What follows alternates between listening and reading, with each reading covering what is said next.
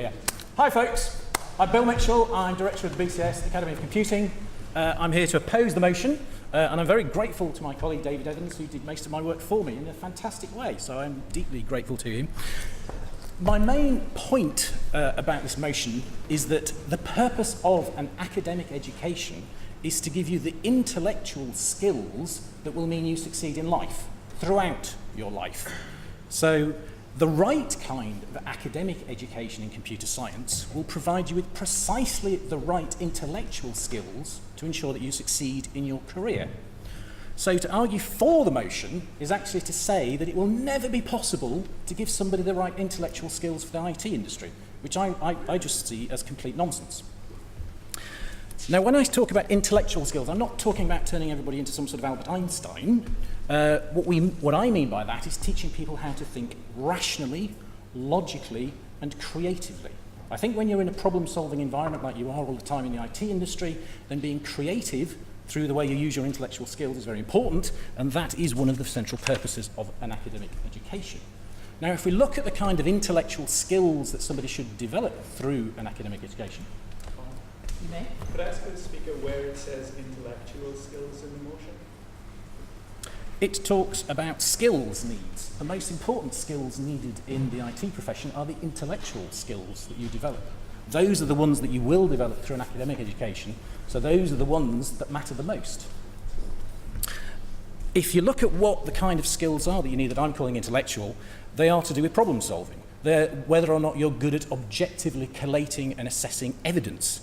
They're whether or not you are good at adapting, using, possibly even inventing principles, concepts and techniques that actually help you to study problems and model them in a way that you can then logically reason about those models that you put together in order to come up with innovations, solutions, new processes possibly, or strategies, whatever it is you need to get the job done.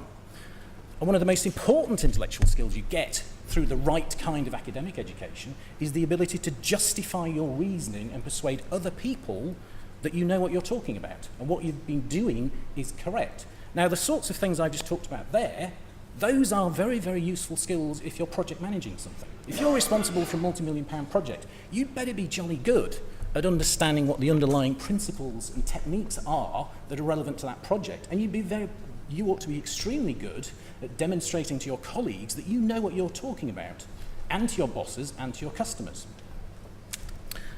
The other thing I think that's worth pointing out in opposing this motion is that, as was happening for the supporting of the motion, there is a lot of confusion here about what happens to you in school and college and university and what an academic education is. What happens to you in school and college and university is the particular formal system of education we have in this country. Now, that might be very flawed, or it might be fantastic. It might actually depend on whether or not you're able to pay for the right kind of education in school and college and university. But that is different from saying an academic education can never meet the skills needs. And my argument is that the right academic education is going to ensure that you get the right intellectual skills. One other thing to point out then, when I'm saying that an academic education is not just the things that happen to you in a lecture theatre, is that if you think about every time in your job you read a book, you go to a meeting, you're in a wash-up session about why a project worked or it didn't work, if you are using the right intellectual skills, then you are absorbing ideas, if it's from a book or a lecture or a conference that you're going to, you're absorbing information from what's going on with a particular project that you've been running, and you are rationally thinking about how things worked, whether they didn't work, and you're trying to get at the underlying principles and possibly the concepts that are related to those that have made sure that the project did work, or understand the particular principles or concepts that led to the project failing. And that is a process of education. And I would argue that because it's a process of developing intellectual skills based it objectively, rationally, and logically looking at what was going on, that's actually an academic education. So I'm arguing that an academic education is not just the thing that happens in colleges and universities, it goes on throughout your life and you do it to yourself. Now, if we do not want people who have those skills in the IT industry, that's fine. But I argue that it's actually very, very important to have them. So I've got a little anecdote from the days when I used to work at Motorola, many years ago. In the time when I was working for them, they had about 5,000 software developers. That was out of a workforce of about 120,000. And one particular meeting I was at with the vice president who was in charge of software development. He was explaining all his woes and problems. There were a lot of problems in those days around software development. Projects not completing to time, not completing to budget, not being of the right quality. So this vice president is somebody who's directly in charge of 5,000 software developers. He states that his number one problem is he cannot hire enough PhDs in computer science. He didn't say, gosh, we've got to really sit down and think about how we do project management. Or, wow, we really haven't got the right sort of training in place here. He said, we can't hire enough PhDs in computer science. One of the other things to bear in mind is if you look at how successful people are who've had the right kind of academic education.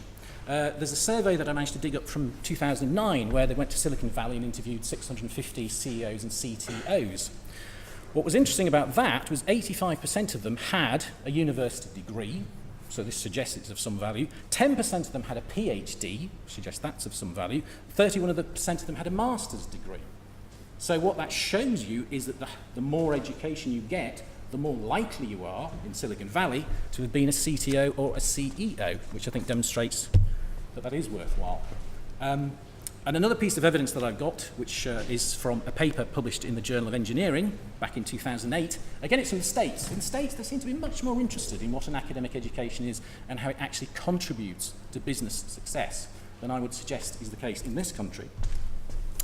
In this paper, they were very concerned about the fact that in China, they have far more engineers graduating every year than they do in the States.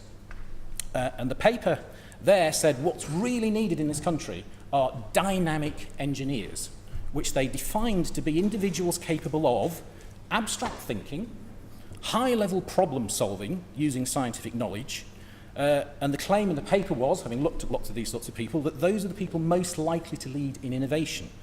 They also claim that the kind of dynamic engineer that you really need are the sorts of people who thrive in teams. They work well across international boundaries, and they have strong interpersonal skills. And one of the particular things that they pointed out as being really important was that the dynamic engineer is somebody who's capable of translating technical engineering jargon into common language. And where do those people come from in the United States? Well, apparently, the most dynamic engineers have a minimum of a 4-year engineering degree. And one of the most important things is that that 4-year engineering degree came from an accredited university associated with a professional body. So the motion is confused. It's trying to imply there is something wrong with our formal system of education. And if it had said that, I must admit, I would have had an incredibly difficult job in actually opposing the motion. But it doesn't say that. It says the entire notion of an academic education can't deliver the skills that we need. My argument is that it should deliver, so, the knocking has thrown me completely, that an academic education is there to develop the intellectual skills you need. Okay? You jolly well need intellectual skills in the IT industry, more than in any other industry.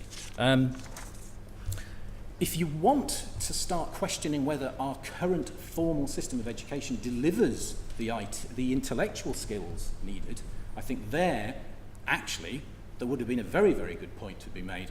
And one of the things that is so obviously wrong with our current education system is that we do not teach computing in schools. And it's rather obvious that if you want to ensure that at the end of the pipeline you have people with the right intellectual skills to get into the IT industry and really make a contribution, you've got to start not at the age of 18, you've got to start at the age of 5 and work your way on from there. And that finishes for me. Thank you very much.